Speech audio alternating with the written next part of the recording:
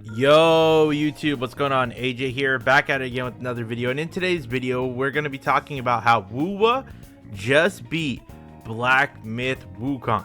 Yes, you heard that right. There's a tweet up here. We're going to talk about it. We're going to show it off. That has to do with Billy. Well, we're going to get into it in a second, but that's crazy. And then we're going to talk about this because this all correlates with what's going on right now, and then we're going to talk about how this translates to the Game Awards. Now, without further ado, if you guys like the content on the channel, make sure you hit a like, comment, and subscribe. Thank you guys for the support. It means the world to me. We're trying to be a top Wuthering Waves creator in this space. Without further ado, let's get into the video. So, as you can see, I was on Twitter randomly just scrolling. I don't often go on Twitter, guys, but sometimes there is news that I gotta check out, gather information for you guys, and make the videos and stuff like that. Ryuku Sensei just posted, "Hold up, when did this happen?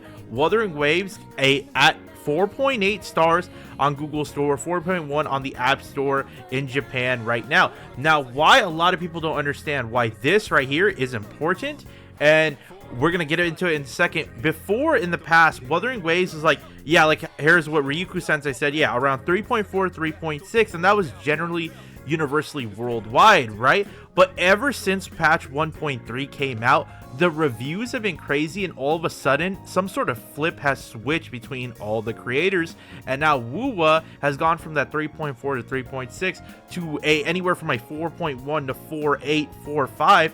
But it's not just in Japan. I believe if we scroll down, look at this, currently C is 4.9, so Singapore, I believe. And I just think that generally every review of Wuthering Waves seems like high ratings all over the place, according to this too. Like in multiple, wherever you guys are, if you guys check your app stores and stuff like that, that previous score that Wuthering Waves has rose significantly. And it's not really as surprising if you come from my last video. I've explained this before, how even my honest thoughts about the feelings of patch 1.3 and TLDRing that is the fact of they capitalize on the music, capitalize on the visuals. The character was really good. They made us love Shorekeeper, and I said if you weren't interested in Shorekeeper, like pulling for her because you wanted a different character, or you're saving for somebody potentially down the line, it's going to be hard, because when you play that story and you play with the character, you see her visuals, see the design, see her in the story, they make you kind of love the character, you know what I mean, or appreciate it to where you do want to pull. You're hype, you're excited, all that stuff. It's a combination of all that. But this is crazy because these are high reviews now from the players who are starting to either get back into the game, who are first time players finally trying the game. There's a lot of people who may have, let's say, dropped the game because of a certain issue that got addressed, and now they're all coming back to the game. So this is a really great time for Kuro and Wuthering Waves, and they are doing a phenomenal job. Now we get into the Black Myth Wukong stuff that I was telling you all about, which is, okay, how the F did Wuwa destroy, excuse me guys, Wuwa destroy, dethrone, not destroy, Black Myth Wukong. I think this is a popularity chart, well deserved nonetheless. So we click on here, this has to do with the Billy right here, this post, and what ends up happening is you guys can take a look and see that Wuwa's right here at number 1, and this is crazy because I think someone did confirm it was a popularity chart. Now, is Wuwa as good as a AAA game like Black Myth Wukong? Black Myth Wukong is a really good game, guys. I'm not going to say that it is. You know, we all can separate gacha games and stuff like that. But it is a crazy accomplishment, I will say, and I will give Wuwa its flowers. For those of you who have played the story, there are some AAA-esque moments in Wuwa, like some of the little transition switches and stuff like that. What I mean by that, if anybody's asking, if y'all played Marvel Spider-Man, right? And if you played Marvel Spider-Man 2, you would know in Marvel Spider-Man 2, there is, oh, and spoiler alert, guys, for anybody who hasn't played it, you can skip past, I don't know, maybe like the 5:30 mark. I'm just going to say this real quickly. But, you basically, in Spider-Man 2, have the portal sequence with Black Cat when you're chasing her, when she steals, Doctor Strange's little portal device, the little staff that he has, or whatever it is. So you chase her around, you go through different environments, different portals. What's crazy is Wuwa implemented something like that in the story, and it was this amazing thing of Rover fighting against the system. So definitely, hands down, bro, Wuwa knew what they were doing. Music, like I told you guys, just repeating the same stuff is phenomenal. Now, how does this stuff lead back to the Game Awards? Well, we talked about the Game Awards before, right? And we talked about how voting's going to open up soon. I told you guys that around October, November-ish, right? Be expecting them to start dropping some news about like, hey, we're going to open up voting now to the public. And a lot of people don't really understand how voting works, and I'm going to explain to you guys real quick. There are journalists and stuff like that who cover these games, who play these games, who are probably still going to be covering gacha games, because, you know, gacha games aren't like, oh, you play it that first wave and then it's done, right? Before it gets to the awards, these guys are probably still playing the latest patches when covering it. So they have the journalist votes, and then they have the public's votes, right?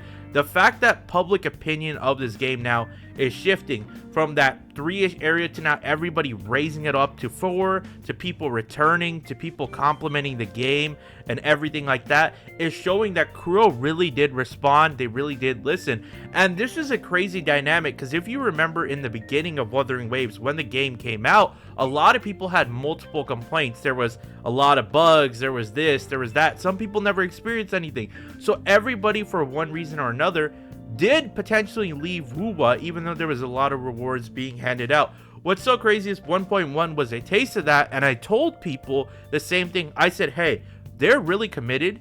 They keep making quality of life changes. The dev team keeps addressing issues. This company, Kuro Games, Dong, I believe, is the head of Wuthering Waves. I may be wrong. Correct me if I'm wrong, guys. In the live stream, I believe his name was Dong. This team really wants this project to succeed. They're very passionate about it. They really love the characters and stuff like that, but most importantly, they love their community and they respect the community's opinions. That's very huge, because a lot of people didn't understand what I meant by just wait, let them cook. 1.1 was a sign. 1.2 people were like, oh, it's filler, but they did deliver on Zhang Liao's quest. It was still good. You know, I mean, it was interesting. When 1.3 dropped, they showed the live stream and everything like that, and everybody has said nothing but positive things. Even if some people have a nitpick right here, nobody that I've seen has rated the patch under an 8.5. Think about that for a second. If your lowest is the 8.5 and the average consensus is maybe a 9.5, so some people, like I said, for me, it's a 9.5 if the co-op event comes out and it is amazing and they do it right with the hollow bosses and you and your homies like taking it on. It's a 10 out of 10 patch for me, because you get a great amount of rewards for a gacha game that if you miss out on a character, you're going to lose. You know what I mean? You have to spend money to either get that character or wait for a rerun. But the fact that you're getting a lot of rewards, it's a very free-to-play friendly game. It gave us an amazing story, an amazing patch. Or for me, it was good. Like very, very good, guys. I'm just rating the overall patch is amazing. The events are going to be great. The music was great. The visuals are great. Like, I'm not even trying to glaze the game. I'm being very objective because I'm very harsh on these gacha games. All in all, guys, this is really huge. This has potential to win the Game of the Year. And we know what happened when HSR won Game of the Year. HSR gave us a free Ratio. They gave us a broken Zhang Liao, and I think Zhang Liao is better than Dr. Ratio. You need an entire team count for Dr. Ratio. Zhang Liao, you could have thrown on Jan Xin. And just ran around and like popped off, bro. And this game, man, like I'm excited for the future, guys, because this is 1-3. If you made it this far, 1-3. Think about that. 1-4 is Camilla. Camilla is 1-4. What do we have in store for 1-4? The future's looking bright, guys. There's a real good chance Wuwa is going to be a contender for Mobile Game of the Year. I'm very excited, man. Props to Kuro. Give credit to them where credit is due. That's it for this video. Please leave a like, comment, and subscribe. Let me know your thoughts down in the comment section below. It's been your boy AJ, and I'm out, and I love y'all. I'll talk to y'all next time. Peace.